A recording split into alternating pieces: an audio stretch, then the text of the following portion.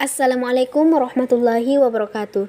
Saya atas nama Junita dari kelas MPI 6A dengan NIM 2002060008. Baik, di sini saya akan mempresentasikan tugas mata kuliah Manajemen Perubahan yang diampu oleh dosen Ustadz Alimuddin SUD MPD. Baik, yang pertama yang saya presentasikan yaitu model pendekatan dalam perubahan. Di sini ada 4 model pendekatan. Yang pertama yaitu pendekatan kognitif atau pencapaian hasil. Pendekatan kognitif adalah tentang pencapaian hasil melalui reframing positif, teknik terkait pencapaian tujuan dan pembinaan untuk mencapai hasil. Yang kedua yaitu dehumanistik psikologi. Pendekatan humanistik adalah tentang percaya dalam pembangunan dan pertumbuhan dan kemaksimalan potensi. Penekanannya adalah pada pengembangan sehat, hubungan teknik sehat, dan organisasi yang sehat. Kemudian yang ketiga yaitu pendekatan perilaku, merupakan tentang mengubah sikap melalui ganjaran dan hukuman. Ini mengarah pada analisis perilaku dan penggunaan strategi hadiah. Kemudian yang terakhir yaitu psikodinamik approach, bagian dari dalam diri perubahan. Pendekatan ini adalah tentang pemahaman yang berkaitan dengan dunia batin bagian dalam dari perubahan, terutama signifikan ketika orang-orang akan sangat mempengaruhi melalui perubahan. Kemudian penjelasan yang kedua yaitu langkah-langkah dalam manajemen perubahan menurut Mike Green. Yang pertama yaitu orientation, adalah kegiatan untuk menentukan arah kemana perubahan akan dilakukan. Yang kedua yaitu organization, adalah peraturan orang-orang yang akan melaksanakan perubahan, job deskripsi setiap orang akan dan strategi untuk melaksanakan perubahan. Yang ketiga yaitu mobilization, adalah proses kegiatan termotivasi, menggerakkan, mengarahkan, dan memfasilitasi orang-orang yang telah ditetapkan agar dapat bekerja sesuai dengan job deskripsi yang telah dibuat untuk melaksanakan perubahan.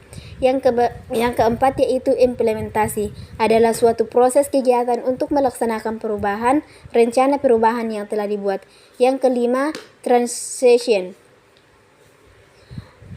adalah kegiatan mengelola agar orang-orang telah melaksanakan perubahan tetap melanjutkan dalam melaksanakan perubahan dan tidak kembali pada posisi semula. Dan yang terakhir yaitu integration, adalah menghubungkan semua perubahan dalam suatu bentuk baru yang utuh sehingga tujuan perubahan tercapai secara efektif dan efisien. Kemudian penjelasan yang ketiga yaitu jenis masalah dalam pengembangan organisasi. Di sini ada 4 jenis masalah. Yang pertama itu peran dalam diri seseorang, di mana permasalahan timbul karena peraturan yang tidak dapat diterima oleh anggota organisasi sehingga dia memilih untuk tidak melaksanakan peraturan yang telah ditentukan. Kemudian yang kedua yaitu masalah antar peranan, di mana permasalahan timbul diakibatkan seorang menjabat 2 atau lebih posisi sehingga menghampar kinerjanya dalam pengembangan suatu organisasi. Kemudian yang ketiga yaitu masalah kepemimpinan. Misalnya seorang rektor harus memenuhi permintaan setiap dekan fakultas atau dekan fakultas yang mengkoordinir semuanya. Dan yang terakhir yaitu masalah komunikasi, di mana timbulnya masalah dalam organisasi ketika informasi yang disampaikan dalam organisasi yang saling bertentangan sehingga menimbulkan salah paham antara anggota. Kemudian yang keempat yaitu teknik dalam pengembangan organisasi. Ada 5 teknik. Yang pertama itu latihan KPK-an. Latihan KPK-an ini merupakan metode awal dari perilaku perubahan melalui interaksi kelompok yang tidak terstruktur. Yang kedua pernyataan apresiasi bertujuan untuk mengidentifikasi kualitas-kualitas yang unik dalam kekuatan istimewa yang dimiliki oleh sebuah organisasi. Yang ketiga yaitu pengembangan antar kelompok. Pengembangan antar kelompok atau development bertujuan untuk merubah perilaku dan resepsi tentang kelompok lain. Yang keempat yaitu membangun tim. Setiap organisasi pada dasarnya sangat mengandalkan sekelompok orang untuk dapat menyelesaikan tugas secara kelompok. Dan yang kelima yaitu proses konsultasi. Proses konsultasi adalah pertemuan antara konsultan dengan klien untuk memahami proses pengembangan organisasi. Yang kelima yaitu tahapan dalam pengembangan organisasi. Yang pertama, pembentukan tim. Tahap ini melibatkan atau membuat anggota tim saling mengenal dengan tujuan yang sama satu antara yang lain. Yang kedua yaitu brainstorming, tahap yang melibatkan sesi tukar pendapat untuk memutuskan aturan, etika, pendelegasian tugas, hierarki, tanggung jawab, tujuan, dan jadwal kriteria untuk evaluasi dan sistem penghargaan. Kemudian yang ketiga yaitu penyelenggaraan. Fitur utama dalam tahap ini adalah kohesi antar anggota tim. Anggota tim sekarang bersedia menerima ide, pendapat, fakta, angka prosedur, dan solusi dari satu sama lain. Yang keempat yaitu pelaksanaan. Ketika tim telah menyelesaikan 3 tahap sebelumnya, grup tersebut telah mencapai tahap yang ditandai dengan semangat tim, persatuan, dan efisiensi tinggi. Dan yang kelima yaitu monitor dan evaluasi. Selama proses pelaksanaan proses monitor kemudian setelahnya perlu diadakan evaluasi. Apakah proses dan tujuan sudah sesuai dengan yang diharapkan serta apakah sudah terjadi pengembangan.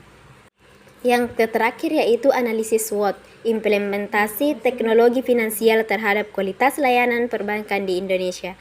Yang pertama yaitu STRIKE, terdiri dari 4 poin yaitu kemudahan memanfaatkan akses layanan perbankan, kemampuan menjangkau masyarakat yang tidak terlayani oleh cabang perbankan, ketiga, lembaga perbankan menyediakan jasa teknologi finansial dalam menawarkan produk. Kemudian yang kedua yaitu weakness, terdiri dari 3 poin. Yang pertama itu koneksi internet yang kurang stabil. Kedua, timbulnya kejahatan online seperti penyelesehan dan pembobolan. Yang ketiga yaitu pengetahuan masyarakat tentang teknologi finansial rendah.